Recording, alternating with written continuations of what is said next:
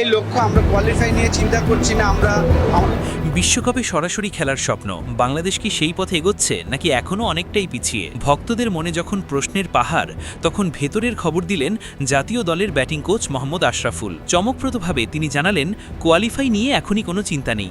তাহলে আসল পরিকল্পনা কি? কেন হঠাৎ করে দীর্ঘমেয়াদী ভাবনায় যাচ্ছে বাংলাদেশ? আর দেশের ক্রিকেট কাঠামোতেই বা কী বড় পরিবর্তনের ইঙ্গিত দিলেন তিনি? চলুন জেনে নেই বিস্তারিত। বাংলাদেশ ক্রিকেট এখন এক গুরুত্বপূর্ণ সন্ধিক্ষণে দাঁড়িয়ে।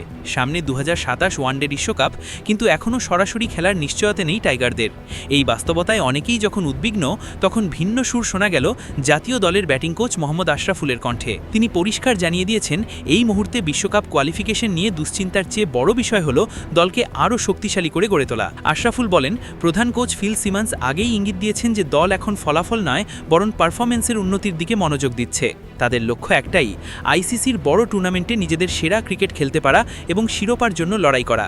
এই চিন্তাভাবনা থেকেই বোঝা যায়, বাংলাদেশ এখন শুধুমাত্র অংশগ্রহণকারী হতে চায় না, বরং প্রতিদ্বন্দ্বী হিসেবেই নিজেদের প্রতিষ্ঠিত করতে চায়। তবে এর পাশাপাশি ঘরের মাঠের সিরিজগুলোকে বেশ গুরুত্ব দিচ্ছে টিম ম্যানেজমেন্ট। আশরাফুলের ভাষায়, দেশের মাটিতে যতগুলো সিরিজ হবে সবগুলোতেই জয়ের লক্ষ্য থাকবে, কারণ ঘরের মাঠে ভালো পারফরমেন্স আত্মবিশ্বাস বাড়ায় এবং দলকে বড় মঞ্চের জন্য প্রস্তুত করে। এদিকে দেশের ঘরোয়া ক্রিকেট নিয়েও কথা বলেছেন আশরাফুল। বিশেষ করে ঢাকা প্রিমিয়ার লিগ নিয়ে তিনি হতাশা প্রকাশ করেছেন। তার মতে, বোর্ড সব প্রস্তুতি নেওয়ার পরও যদি ক্লাবগুলো খেলতে না চায়, তাহলে সেখানে বোর্ডের করার কিছু থাকে না। এই পরিস্থিতি দেশের ক্রিকেটের জন্য মোটেও ভালো বার্তা দেয় না। সমাধান হিসেবে আশরাফুল একটি নতুন কাঠামোর প্রস্তাব দিয়েছেন। তিনি মনে করেন, দেশের 8টি বিভাগকে কেন্দ্র করে নিয়মিত 4 দিনের ম্যাচ, ওয়ানডে এবং টি20 টুর্নামেন্ট আয়োজন করা উচিত।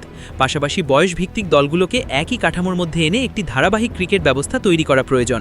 এতে করে খেলোয়াড়রা সারা বছর খেলার মধ্যে থাকবে এবং তাদের পারফরমেন্সও উন্নত হবে। বর্তমানে বাংলাদেশের ক্রিকেটে যে সমস্যাগুলো দেখা যাচ্ছে, তা রাতারাতি সমাধান সম্ভব নয় বলেও মনে করেন আশরাফুল। নতুন বোর্ড এসেছে মাত্র কয়েক মাস হলো, এর মধ্যেই নানা চ্যালেঞ্জের মুখোমুখি হতে হচ্ছে তাদের। তাই তিনি সবাইকে ধৈর্য ধরার আহ্বান জানিয়েছেন। সবশেষে বলা যায়, বাংলাদেশের ক্রিকেট এখন একটি পরিবর্তনের পথে। হয়তো এখনও বিশ্বকাপে সরাসরি খেলার নিশ্চয়তা নেই, কিন্তু পরিকল্পনা ও দৃষ্টিভঙ্গিতে এসেছে বড় পরিবর্তন।